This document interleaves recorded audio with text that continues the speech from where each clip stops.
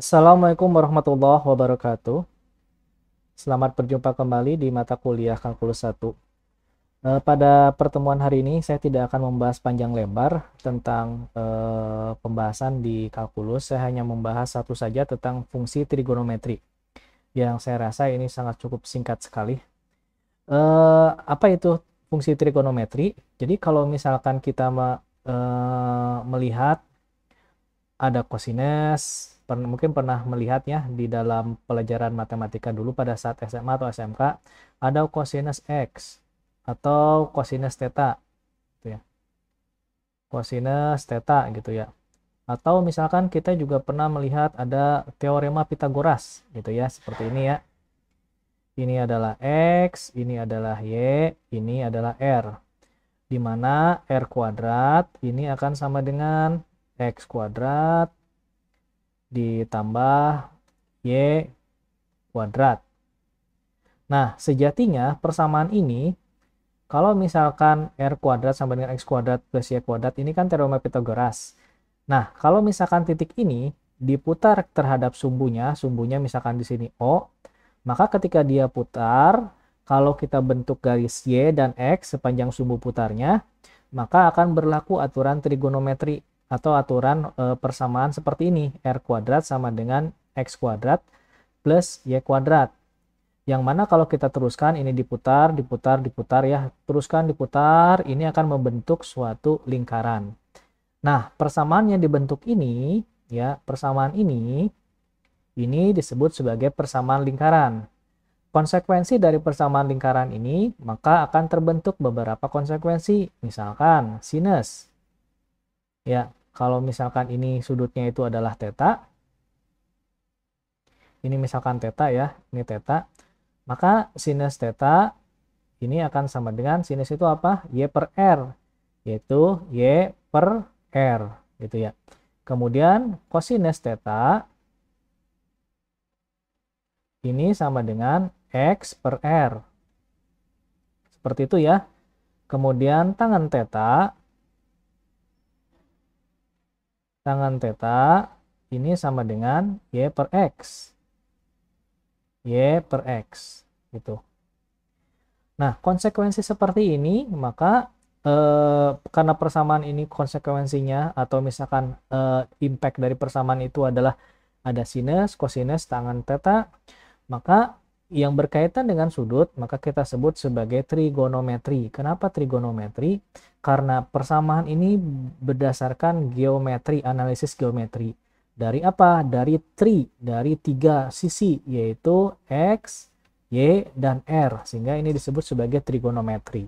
Nah, pada turunan kita akan membahas tentang turunan trigonometri. Kita tidak akan membahas persamaannya dulu.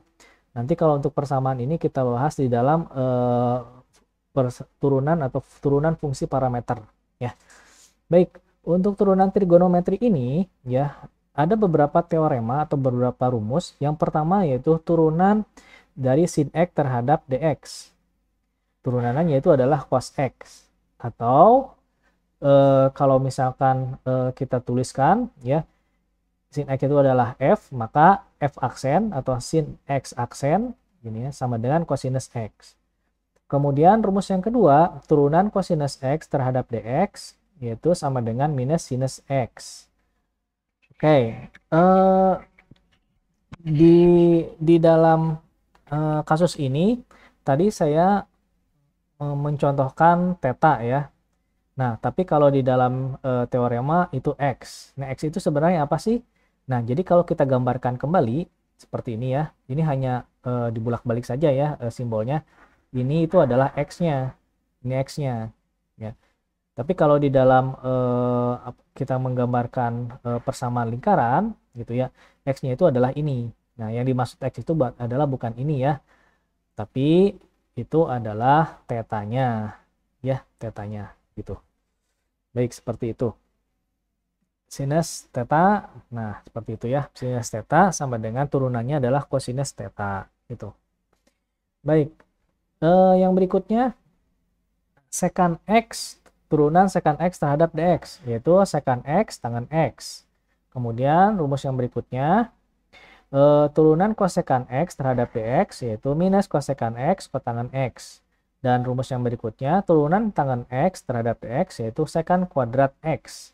Dan turunan kotangen X terhadap dx yaitu minus kosekan kuadrat X. Ini hanya rumus saja. Silakan Anda boleh hafal rumus ini, karena suatu saat ini pasti akan berguna. Ya. Baik, yang berikutnya contoh soal. Saya akan membahas satu saja. Ya. Yang pertama, nomor 1.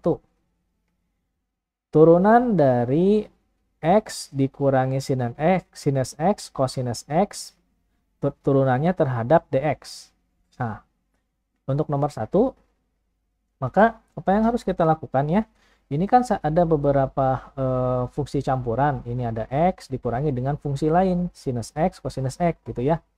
Maka kita bisa, cara pertama kita lakukan distributif. D per X ini kalikan dengan X, kemudian D per X dikalikan dengan sinus X, cosinus X gitu. Sehingga kita peroleh hasil perkaliannya yaitu dx per dx dikurangi D per dx dikalikan sinus X, kemudian dikalikan cosinus X. Cosinus X. Seperti itu ya. Nah, lalu ini sama dengan berapa? dx per dx itu adalah turunan dari X terhadap X itu sama dengan 1. Baik, dikurangi apa? Nah, di sini ternyata ada dua fungsi. Saya katakan yang pertama adalah U, ya. Yang kedua V. Nah, di sini kita gunakan aturan rantai. Coba baca kembali slide pada pertemuan sebelumnya. Di sana ada rumus aturan rantai, yaitu kalau misalkan U sinus X-nya itu adalah U dan cosinus X-nya itu adalah V, maka dari aturan rantai ya, kalau misalkan ada D, ini U, kemudian ini V gitu ya, turunnya terhadap dx gitu ya, misalkan ini terhadap dx gitu, maka ini akan sama dengan apa? U aksen V ditambah V aksen U. Seperti itu kan? Nah, sekarang kita masukkan. Kalau U-nya itu sinus X, maka U aksen atau turunan dari sinus X itu adalah cosinus X. Gitu. Cosinus X. Dikalikan V. V-nya adalah cosinus. Nah, kalikan cosinus lagi. Cosinus X. Kemudian ditambah ya, ditambah V aksen yaitu turunan dari cosinus yaitu min sinus X. Min sinus X dikalikan dengan U, kalikan dengan sinus X, kalikan dengan sin X. Oke. Nah, dari sini akan sama dengan berapa? Sama dengan, kita tuliskan ulang ya, 1 dikurangi cosinus, kalikan cosinus, cosinus kuadrat kan? Jadi, cosinus kuadrat. Ingat ya, kalau cosinus kalikan cosinus, kuadratnya itu setelah cosinusnya, bukan setelah X-nya. Nah, cosinus kuadrat X. Jadi, ada yang menulis cosinus kalikan cosinus, cosinus X kuadrat. Jadi, seperti ini. Ini salah. Mohon Anda pahami ya, ini perbedaan antara analisis geometri sama analisis trigonometri sama analisis biasa. Jadi mohon ini adalah penulisan yang salah. Kalau cosinus X dikalikan cosinus X ya. Baik. Kemudian ini ada plus, ini ada minus. Berarti plus kalikan minus dikurangi ya. Min sin X kalikan sin X, yaitu sin kuadrat X. Sin kuadrat X. Nah, inilah turunannya. Gitu. Seperti itu ya. Nah, untuk latihan, silakan Anda coba sendiri di rumah. Nomor 2, nomor 3, nomor 4. Silakan Anda otak-atik sendiri. Gunakan berbagai macam rumus yang sudah ada di slide-slide sebelumnya. kalau misalkan ada seperti ini kan berarti U per V gitu ya.